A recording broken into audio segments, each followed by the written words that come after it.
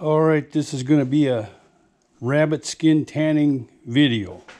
Now, I've already tanned them all, but I can show you what I use for...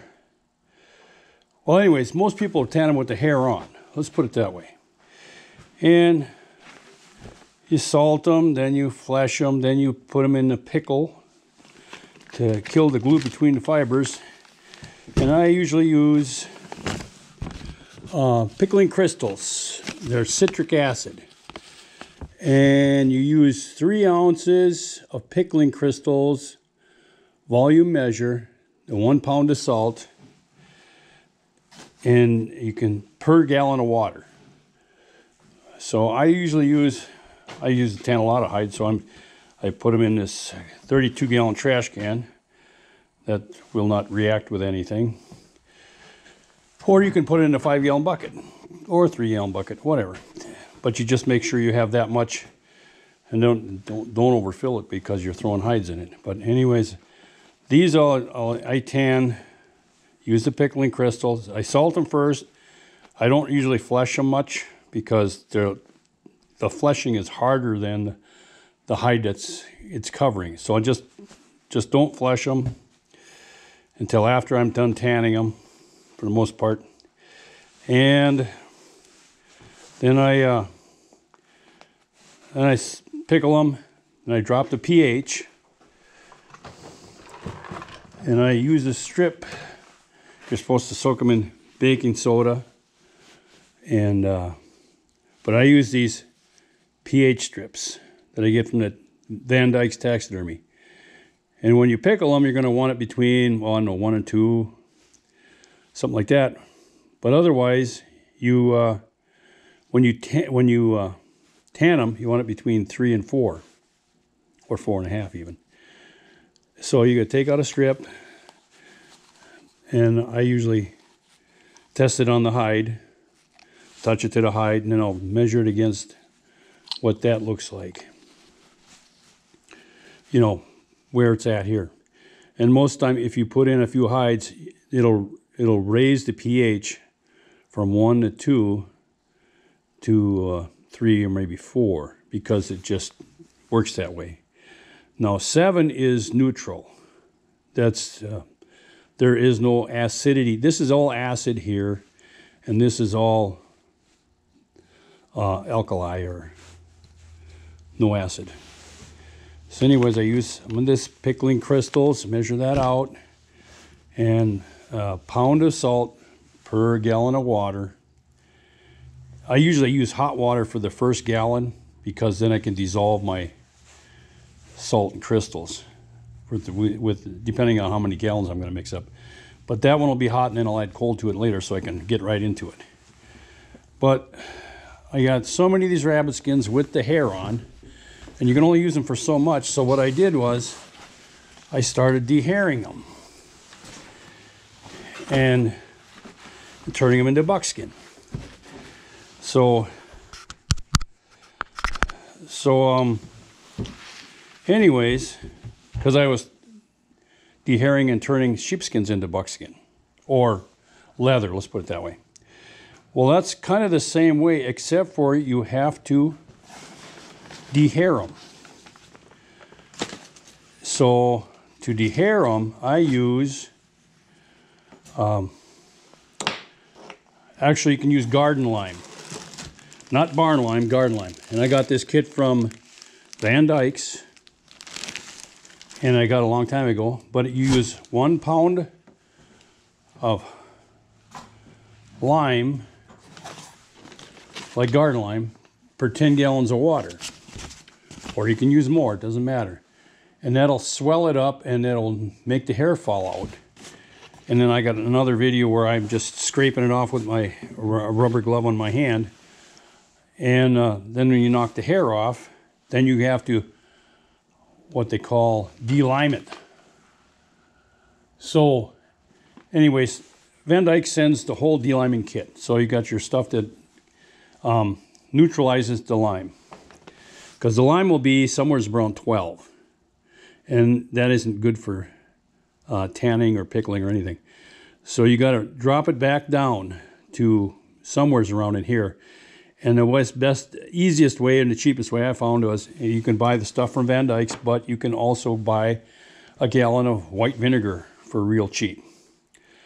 So I buy and I saw that on a YouTube video put out by somebody in Maine, because they would deherd with lime and then on deerskins, and then they neutralize it or brought the pH back down with vinegar. So that's what I used, was vinegar.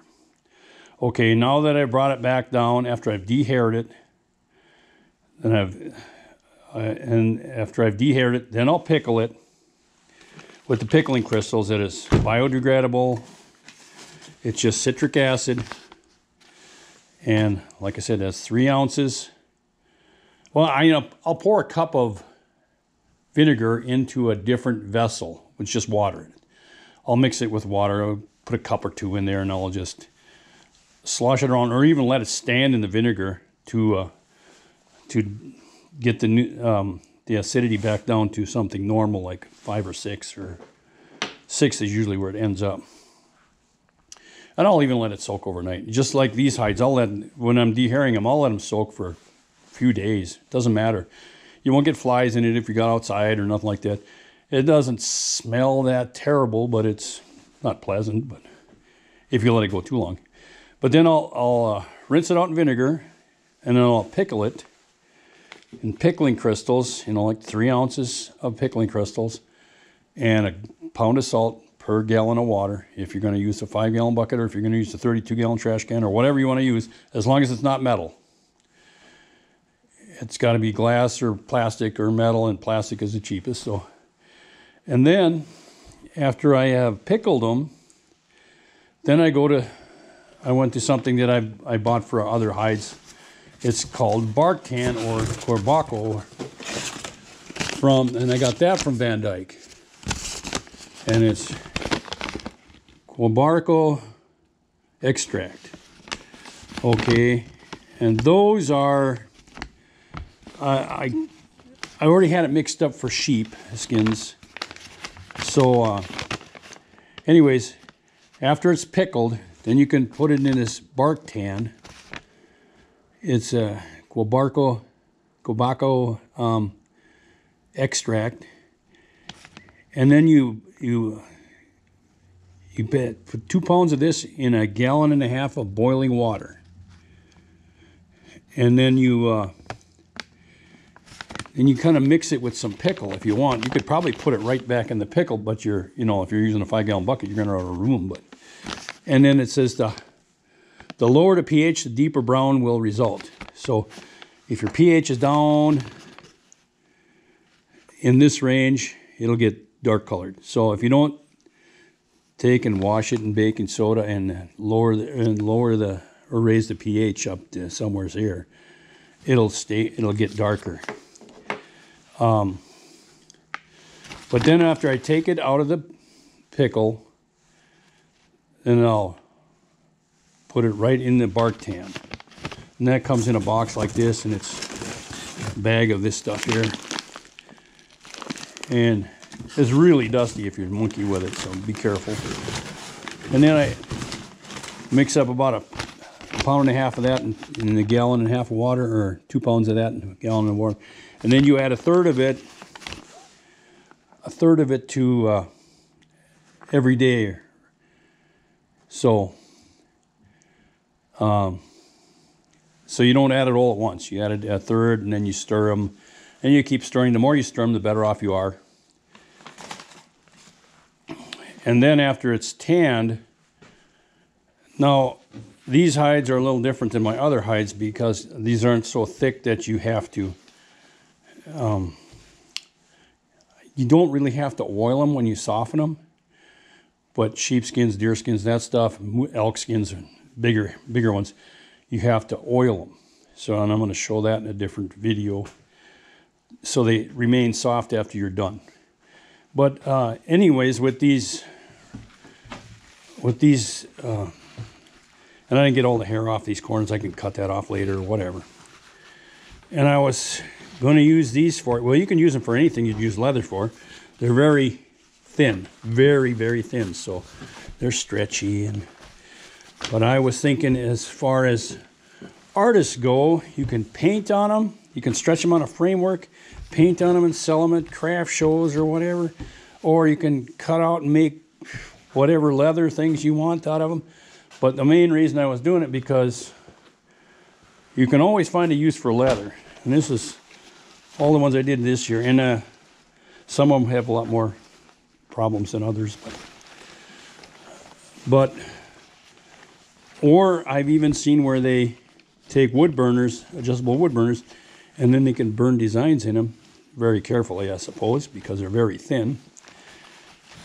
So there's another artistic way of using them, but you could paint on them with any kind of, you know, I would use acrylic or maybe oils, but the oil might stain a little bit. It just makes so many more uses for a rabbit skin as leather than just fur. I mean, there's nothing wrong with rabbit fur, but if you're butchering rabbits and you got a freezer full or whatever, you can just throw them in this first thing into that lime solution to dehair them. And I do all my stuff outside for the most part.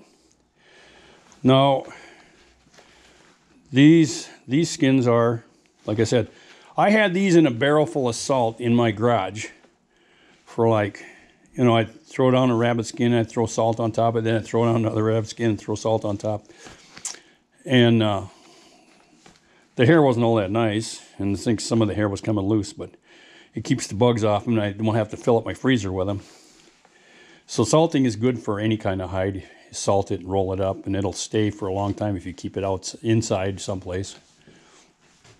But that's my little rant about turning rabbit skins into leather instead of the fur. Now, like I said, I got a whole bin of rabbit skins with the hair on, different colors and stuff. But as usual, you're kind of limited to what you can do with that. Whereas this might be a better venue for you rabbit producers, because you can get it done quickly with garden lime. And I left them in there in the garden lime till I had time to monkey with them. So, and I had a 10-gallon bucket out there that I had put them in. So there you go. There's my rabbit tanning, leather making out of rabbit skins video. Please, thank you for watching, and please like and subscribe. Thank you. GoPro.